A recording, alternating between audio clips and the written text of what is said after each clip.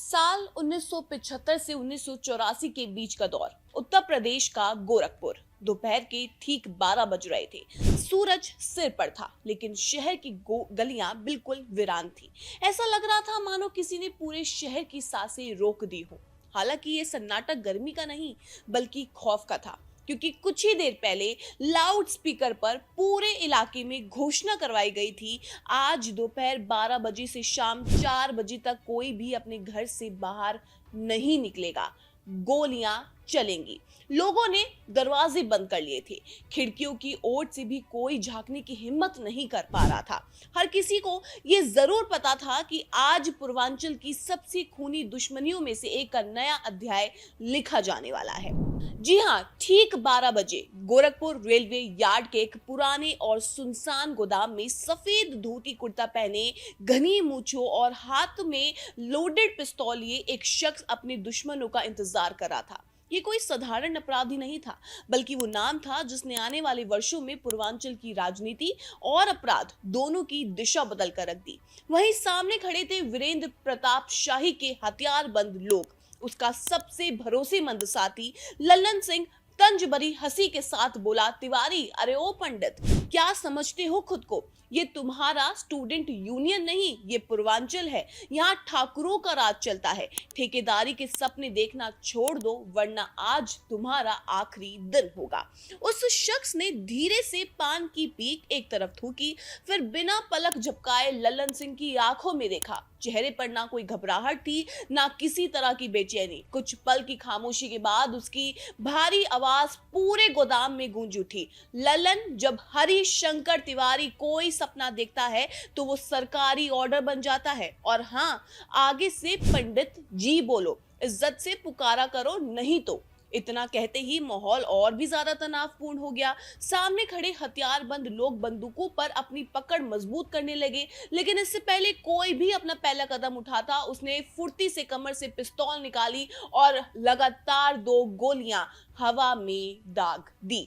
गोलियों की आवाज पूरे रेलवे यार्ड में गूंज उठी। तिवारी ने दहाड़ते हुए कहा, दफा हो जाओ यहां से और शाही से कह देना, गोरखपुर अब शिकागो ऑफ द ईस्ट बन चुका है और यहाँ नियम अब मैं बनाता हूं। जी हां, उत्तर प्रदेश की सियासत में माफिया शब्द पहली बार जिस शख्स के लिए इस्तेमाल किया गया था, उसका नाम था हरिशंकर तिवारी। एक ऐसा बाहुबली जिसने भारतीय लोकतंत्र के इतिहास को हमेशा हमेशा के लिए बिल्कुल बदल दिया। वो शख्स जिसने जेल की काल कोठरी में बंद रहते हुए चुनाव जीता, जिसने बंदूक की नली से सत्ता का रास्ता निकाला और जो उत्तर प्रदेश की राजनीति का ऐसा गॉडफादर बना कि सूबे में मुख्यमंत्री चाहे कोई भी बने, कैबिनेट में पंडित जी की कुर्सी हमेशा फिक्स रहा करती थी। तो आज की इस वीडियो में हम खंगालेंगे यूपी के पहले certified mafia godfather Harishankar Tiwari की पूरी जन्म कुंडली। कैसे एक सीधा साधा छात्र राजनीति का लड़का पूर्वांचल का सबसे बड़ा डॉन बन गया और कैसे श्री प्रकाश शुक्ला जैसे खुखार शूटर ने उसके जीवन में ऐसा खौफ का मंजर पैदा कर दिया कि उसे इंसानी ढाल का इस्तेमाल करना पड़ा। तो वीडियो के आखिर तक हमारे साथ बने रहिए, क्योंकि आज हम आपको पूर्वांचल की अपराध और राजनीति की उस कहानी से रूबरू कराने जा रहे हैं, जहां सत्ता, बाहुबल, ठेकेदारी और दबदबे का ऐसा संगम देखने को मिलता है जिसने दशकों तक उत्तर प्रदेश की राजनीति को प्रभावित किया। कहानी की शुरुआत होती है 5 अगस्त 1933 को गोरखपुर जिले के बड़हलगंज क्षेत्र के ढांडा गांव में। भोलानाथ तिवारी के घर एक ब्राह्मण लड़के का जन्म हुआ। नाम रखा गया हरिशंकर तिवारी। ढाटा गांव से प्रारंभिक शिक्षा और बड़हलगंज से इंटरमीडिएट करने के बाद हरिशंकर उच्च शिक्षा के लिए गोरखपुर विश्वविद्यालय पहुंचे। अब 70 का दशक था। पूरे देश में जयप्रकाश नारायण यानी जेपी आंदोलन की लहर चल रही थी। विश्वविद्यालय सियासत की नर्सरी बने हुए थे, लेकिन गोरखपुर विश्वविद्यालय के भीतर एक अलग ही किस्म का पावर स्ट्रगल चल रहा था। उस दौर में गोरखपुर और पूरे पूर्वांचल की राजनीति में सिर्फ एक जाति का एक छत्र राज था, ठाकुरों का। और इस ताकत का सबसे बड़ा केंद्र था गोरखनाथ पीठ, यानी कि गौरक्षक पीठ। गौरक्षक पीठ के समर्थन के बिना गोरखपुर में राजनीति की कल्पना भी नहीं की जा सकती थी। चूंकि पीठ के महंत हमेशा क्षत्रिय यानी राजपूत हुआ करते थे, इसलिए ठाकुर बिरादरी को वहां से तगड़ा नैतिक और सामाजिक समर्थन प्राप्त था। वहीं विश्वविद्यालय के भीतर भी ठाकुर छात्रों का नेतृत्व कर रहे थे रविंदर सिंह, जो आगे चलकर 1977 में कोड़ीराम सीट से जनता पार्टी के विधायक भी बने। रविंद्र सिंह के साथ एक और तेज तर्रार युवा खड़ा था जिसका नाम था वीरेंद्र प्रताप शाही। अब समझिए कि इस ठाकुर वर्चस्व के बीच ब्राह्मण समुदाय के भीतर एक छटपटाहट थी। उन्हें एक ऐसे चेहरे की तलाश थी जो ठाकुरों की इस लाठी का जवाब दे सके, और यही एंट्री होती है हरिशंकर तिवारी की। हरिशंकर तिवारी ने भाप लिया कि सीधे तौर पर लड़ना मुमकिन नहीं है, इसलिए उन्होंने जातिगत ध्रुवीकरण का सहारा लिया। उन्होंने खुद को ब्राह्मणों का रक्षक घोषित कर दिया। शुरुआत में हरिशंकर तिवारी गोरखपुर में किराए के एक छोटे से कमरे में रहा करते थे। वहां वो छोटे मोटे झगड़े सुलझाते, ब्राह्मण छात्रों की मदद करते, और धीरे धीरे उन्होंने अपनी एक ऐसी मजबूत फौज खड़ी कर ली जो उस समय उत्तर प्रदेश और केंद्र में कांग्रेस की सरकार थी। कांग्रेस को भी गोरक्षपीठ और ठाकुरों के बढ़ते प्रभाव का काउंटर करना था। इसलिए कहा जाता है कि तत्कालीन प्रशासनिक और राजनीतिक तंत्र ने भी पर्दे के पीछे से हरिशंकर तिवारी को आगे बढ़ने का मौका दिया। लेकिन ये शांति ज्यादा दिन नहीं रहने वाली थी। दरअसल साल 1978 में लखनऊ में विधायक रविंद्र सिंह की सरेआम हत्या कर दी गई। इस मर्डर ने गोरखपुर की छात्र राजनीति में जातिवाद के जहर को बारूद बना दिया। रविंद्र सिंह की मौत के बाद ठाकुरों की कमान पूरी तरह से वीरेंद्र प्रताप शाही के हाथों में आ गई, जिन्हें पूर्वांचल का शेर कहा जाने लगा। वहीं दूसरी तरफ ब्राह्मणों के सेनापति बन चुके थे हरिशंकर तिवारी। अब जंग यूनिवर्सिटी की चार दीवारी से निकलकर ठेकेदारी के मैदान में आ चुकी थी।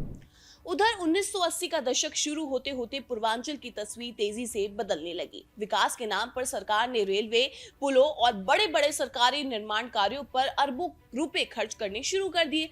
लेकिन जहां विकास होता है वहां पैसों की भी बारिश होती है, और जहां पैसा होता है वहां उसे हथियाने की जंग भी शुरू हो जाती है।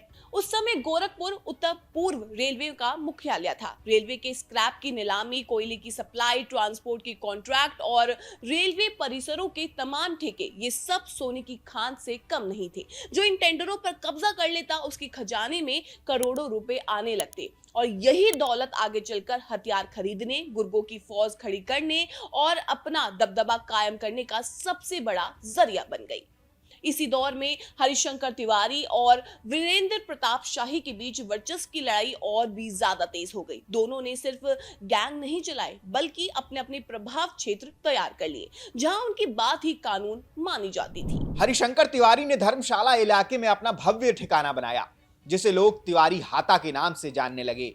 वहीं दूसरी ओर वीरेंद्र प्रताप शाही ने मोहतश्यामपुर में शक्ति सदन को अपना मुख्य अड्डा बना लिया।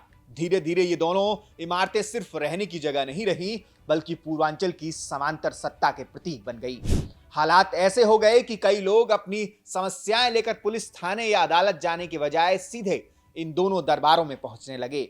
इलाके में ये धारणा बन गई कि अगर किसी ब्राह्मण के साथ अन्याय हुआ है तो उनकी सुनवाई तिवारी हाता में होगी, और यदि कोई ठाकुर विवाद में फंस गया है तो उसकी उम्मीद शक्ति सदन से जुड़ी होगी।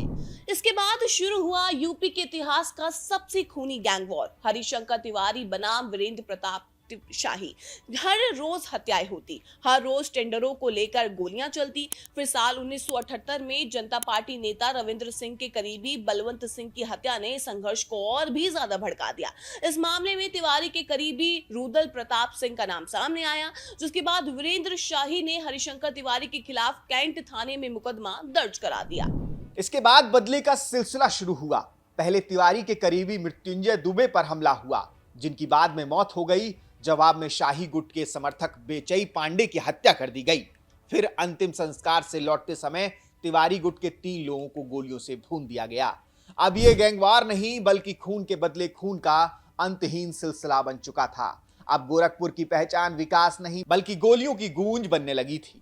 ठेके अब दफ्तरों में नहीं, बंदूकों के साए में तय होने लगे। वहीं रंगदारी को उस दौर में सर्वाइवल टैक्स कहा जाने लगा था। हालांकि हरिशंकर तिवारी ने हमेशा से दिमाग से काम लिया। उन्होंने कभी खुद सीधे फ्रंट पर आकर हत्याएं नहीं की, वो बैकग्राउंड में रहकर पूरा जाल बिछाया करते थे, जबकि उनके मोहरे ऑन फील्ड गोलियां बरसाया करते थे। इसी कारण उनके खिलाफ दर्जनों मुकदमे जैसे हत्या की साजिश, किडनैपिंग, रंगदारी, लूट दर्ज होने के बावजूद पुलिस कभी उनके खिलाफ पुख्ता सबूत जुटा ही नहीं पाई। लेकिन 1984-1985 आते आते कहानी ने नया मोड़ ले लिया। उत्तर प्रदेश प्रदेश की सत्ता अब वीर बहादुर सिंह के हाथों में थी। गोरखपुर से ताल्लुक रखने वाले वीर बहादुर सिंह पूर्वांचल के हालात को बहुत अच्छी तरह से समझते थे। वो हरिशंकर तिवारी के बढ़ते प्रभाव को कतई पसंद नहीं करते थे। उन्होंने अब ठान लिया था कि गोरखपुर में कानून का राज स्थापित करना ही पड़ेगा। जिसके बाद मुख्यमंत्री वीर बहादुर सिंह के निर्देश पर उत्तर प्रदेश में पहली बार एक विशेष कानून लाया गया, जिसे आज हम गैंगस्टर एक्ट के नाम से जानते हैं। जी हां, वही गैंगस्टर एक्ट जो आज के दौर में अपराधियों की संपत्तियां कुर्क करने के लिए सुर्खियों में रहता है। उसका निर्माण मूल रूप से हरिशंकर तिवारी और वीरेंद्र शाही जैसे बाहुबलियों को रोकने के लिए ही किया गया था। सरकार के निर्देश पर पुलिस ने लगातार छापेमारी शुरू की। बता दें, हरिशंकर तिवारी के खिलाफ उस समय करीब 33 आपराधिक मामले दर्ज थे, जिनमें 9 हत्याएं और 10 हत्या के प्रयास चार्ज शामिल थे। जिसके बाद राष्ट्रीय सुरक्षा कानून और गैंगस्टर एक्ट के तहत हरिशंकर तिवारी को गिरफ्तार कर लिया गया, जेल की सलाखों के पीछे भेज दिया गया। ऐसा लगने लगा कि जिस नाम से पूरा पूर्वांचल कांपता था, उसकी कहानी अब सलाखों के पीछे खत्म होने वाली है। लेकिन असली मोड़ तो अभी आना बाकी था। दरअसल हरिशंकर तिवारी सिर्फ एक बाहुबली नहीं थे, वो शतरंज के ऐसे खिलाड़ी थे जो खुद कम और अपनी चालों से ज्यादा लड़ाई किया करते थे। वो जानते थे कि अगर जुर्म की दुनिया में लंबा टिकना है तो खाकी और कानून से बचने के लिए खादी का चोला ओढ़ना ही पड़ेगा।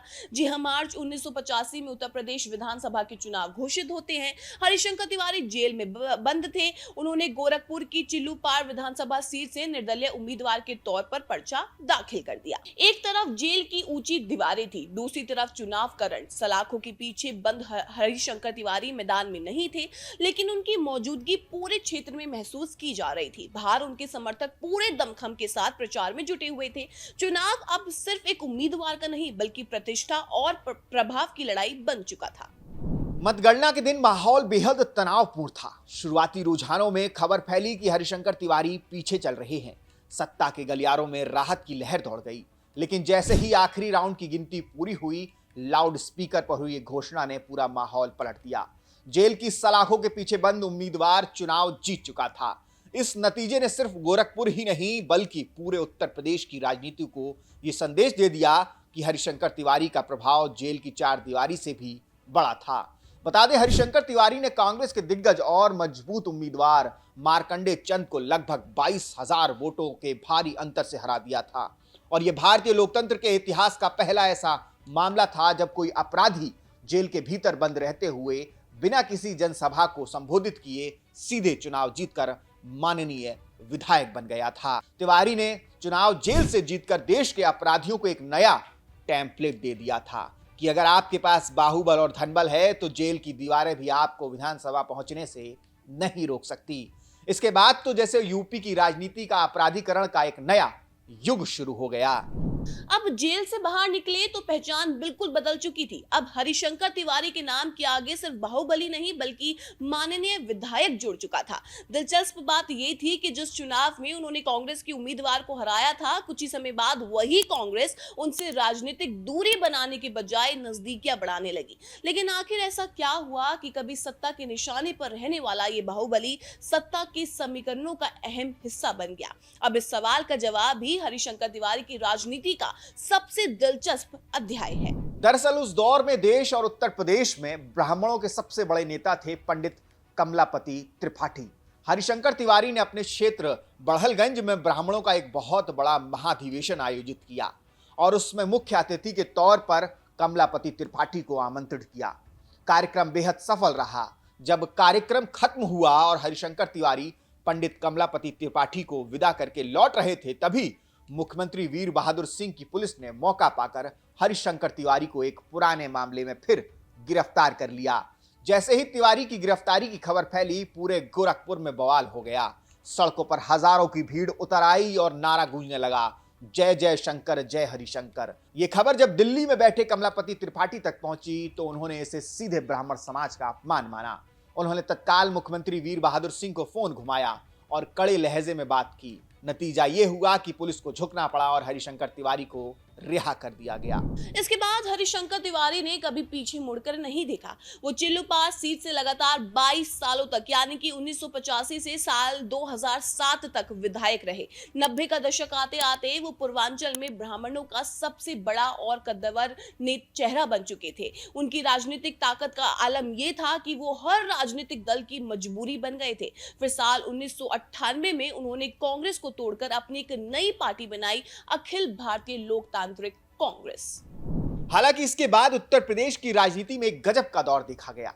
सूबे में सरकार किसी की भी बने, मुख्यमंत्री की कुर्सी पर कोई भी बैठे, लेकिन मंत्रिमंडल में हरिशंकर तिवारी का मंत्री पद और उनकी कैबिनेट सीट हमेशा पक्की रहती थी। जी हां, वो भाजपा की कल्याण सिंह सरकार में साइंस एंड टेक्नोलॉजी के मंत्री बने।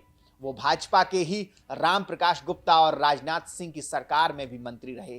फिर साल 2002 में जब धुर विरोधी मायावती की बसपा सरकार बनी, तब भी हरिशंकर तिवारी कैबिनेट मंत्री थे। फिर साल 2003 से 2007 तक जब समाजवादी पार्टी के मुलायम सिंह यादव मुख्यमंत्री बने, तब भी पंडित जी शान से मंत्री पद पर विराजित थे। यहां तक कि जब जगदंबिका पाल मात्र एक दिन के लिए उत्तर प्रदेश के मुख्यमंत्री बने थे, उनकी कैबिनेट में भी हरिशंकर तिवारी का नाम शामिल था। कुल मिलाकर हरिशंकर तिवारी उत्तर प्रदेश की राजनीति में ऐसे शक्ति केंद्र बन चुके थे जिनसे दूरी बनाना लगभग हर राजनीतिक दल के लिए मुश्किल था। सत्ता बदलती रही, सरकारें आती जाती रही, लेकिन उनके राजनीतिक प्रभाव को नजरअंदाज करने की हिम्मत शायद ही किसी ने दिखाई होगी।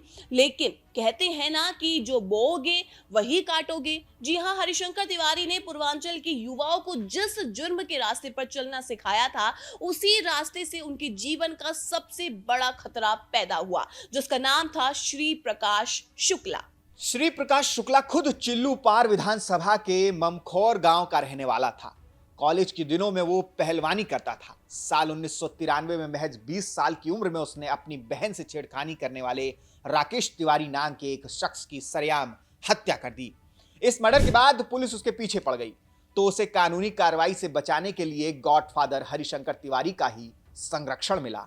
कहा जाता है कि पंडित जी ने उसे सुरक्षित बचाकर कुछ महीनों के लिए बैंकॉक भिजवा दिया था। जब श्री प्रकाश शुक्ला बैंकॉक से वापस लौटा तो उसके इरादे पूरी तरह से बदल चुके थे। वो अब छोटा मोटा गुंडा नहीं बल्कि देश का सबसे खुकार कॉन्ट्रैक्ट किलर बनना चाहता था। कहा जाता है कि अपराध की दुनिया की शुरुआती दांवपेच उसने हरिशंकर तिवारी के संरक्षण में रहकर ही सीखे और वहीं से उसके आपराधिक सफर की नींव भी पड़ी थी। लेकिन फिर आया साल 1997 जब पूर्वांचल की सबसे पुरानी दुश्मनी ने अचानक से नया मोड़ ले लिया। हरिशंकर तिवारी के सबसे बड़े कॉम्पिटिटर वीरेंद्र प्रताप शाही जैसे ही अपने घर से बाहर निकले, उन पर ताबड़तोड़ गोलियां बरसा दी गई। इस हमले में उनकी मौत हो गई। इस हत्याकांड का आरोप सीधा श्री प्रकाश शुक्ला पर लगा, जिसने कुछ ही पलों में उस शख्स का अंत कर दिया जिसे वर्षों की गैंग वॉर भी नहीं झुका पाई थी। शाही की मौत के साथ हाथा और शक्ति सदन की दशकों पुरानी दुश्मनी लगभग समाप्त हो गई। लेकिन ये अंत नहीं, बल्कि एक नए खतरे की शुरुआत थी। जी हां, वीरेंद्र प्रताप शाही की हत्या के बाद श्री प्रकाश शुक्ला का नाम तेजी से अपराध जगत में उभरने लगा। अब उसकी महत्वाकांक्षा सिर्फ एक गैंगस्टर बनने की नहीं थी, बल्कि पूर्वांचल के सबसे बड़े बाहुबली की जगह लेने की थी। उसकी नजर हरिशंकर तिवारी के प्रभाव क्षेत्र और उनकी पारंपरिक चिल्लूपार विधानसभा सीट पर थी। कहा जाता है कि समय के साथ वही शख्स जिसने कभी हरिशंकर तिवारी के संरक्षण में अपराध की दुनिया के दांव पेच सीखे थे, वो अब अपने ही पुराने संरक्षक को सबसे बड़ी चुनौती देने की तैयारी कर चुका था। इलाके के पुराने लोग बताते हैं कि उस दौर में हरिशंकर तिवारी अपने जीवन में पहली बार इतने गहरे खौफ में थे कि वो तिवारी हाथा से बाहर निकलने से भी कतराने लगे थे। श्री प्रकाश शुक्ला का खौफ इस कदर बढ़ गया था कि हरिशंकर तिवारी ने एक बेहद ही अजीब और हैरान करने वाला फैसला ले लिया। उन्होंने श्री प्रकाश शुक्ला के पिता को ही अपने पास तिवारी हाथा में बुलाकर रख लिया। वो जब भी अपनी बुलेट प्रूफ गाड़ी से बाहर किसी दौरे पर जाते तो श्री प्रकाश शुक्ला के पिता को अपनी बगल वाली सीट पर बिठाकर ले जाते थे। ये एक तरह का ह्यूमन शील्ड यानी कि इंसानी ढाल था, ताकि अगर श्री प्रकाश शुक्ला उन पर कभी हमला करने आए तो सामने अपने पिता को देखकर उन पर गोलियां ना बरसाए। हालांकि ये खौफ तब जाकर खत्म हुआ जब 22 सितंबर 1998 को गाजियाबाद में उत्तर प्रदेश पुलिस के एसटीएफ ने श्री प्रकाश शुक्ला को एक भीषण एनकाउंटर में मार गिराया। शुक्ला की मौत के बाद हरिशंकर तिवारी ने फिर चैन की सांस ली। अब आते हैं इस पर कि हरिशंकर तिवारी को यूपी के माफियाओं का गॉडफादर क्यों कहा जाता है। तो इसकी वजह सिर्फ उनका अपना रसूख नहीं था, बल्कि वो चेहरे भी थे जो उनकी राजनीतिक और सामाजिक छत्रछाया में उभरे और आगे चलकर खुद बड़े बाहुबली बन गए। इन्हीं नामों में एक नाम था अमरमणि त्रिपाठी। चर्चित मधुमिता शुक्ला हत्याकांड में उम्र कैद की सजा पाने वाले अमरमणि को हरिशंकर तिवारी का करीबी माना जाता था। 1989 के विधानसभा चुनाव में अमरमणि ने महाराजगंज की लक्ष्मीपुर सीट से वीरेंद्र प्रताप शाही को हराकर पूर्वांचल की राजनीति के समीकरण बदल दिए थे। यही नहीं, पूर्वांचल की एक और चर्चित दुश्मनी मुख्तार अंसारी और ब्रजेश सिंह के बीच का संघर्ष भी किसी न किसी रूप में हरिशंकर तिवारी के प्रभाव वाले दौर और उनके राजनीतिक आपराधिक नेटवर्क से जुड़ा माना जाता है। यानी हरिशंकर तिवारी सिर्फ एक नाम नहीं थे, वो एक ऐसा केंद्र थे जिसके इर्द गिर्द पूर्वांचल की अपराध और राजनीति की कई बड़ी कहानियां घूमती थी। इसी कड़ी में हरिशंकर तिवारी की गैंग का सबसे मुख्य और खुखार शूटर हुआ करता था मकनू सिंह। गाजीपुर और वाराणसी के इलाके में रेलवे ठेकों को लेकर मकनू सिंह का मुकाबला साहिब सिंह गैंग से था। साहिब सिंह के साथ खड़ा था एक नौजवान जिसका नाम था ब्रजेश सिंह। एक बार साहिब सिंह के करीबी त्रिभुवन सिंह के भाइयों और पिता की हत्या मकनू सिंह गैंग ने कर दी थी। इसके बाद ब्रजेश सिंह और त्रिभुवन सिंह ने हाथ मिला लिया था। जवाब में ब्रजेश सिंह ने गाजीपुर में हरिशंकर तिवारी के सबसे चहेते शूटर मकनू सिंह की सरेआम हत्या कर दी। मकनू सिंह की मौत के बाद उसकी गैंग की सामान संभाली उसके भाई साधु सिंह ने, लेकिन 1989 में साधु सिंह को भी मार गिराया गया था, जिसके बाद अब साधु सिंह भी मारा गया। तब उस गैंग की कमान संभाली एक नए नवेले लड़के ने जिसका नाम था मुख्तार अंसारी।